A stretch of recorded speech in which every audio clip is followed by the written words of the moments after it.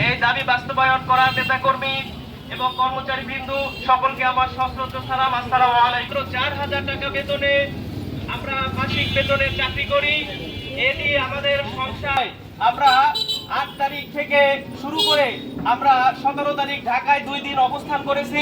আমাদের কথা আমাদের ডাক বিভাগ হবে আর আমাদেরকে কর্মচারী হিসাবে স্বীকৃতি দেবে। কোর্ট থেকে আমরা স্বীকৃতি 3 বার পাইছি। কোন দাস মানে না, ডাক বিভাগের লোক মানে না, আমরা কর্মচারী। আমাদের দাবি আমাদের দাবি আমাদের দাবি আমাদের দাবি আমাদের দাবি আমাদের দাবি আমাদের দাবি আমাদের দাবি আমাদের দাবি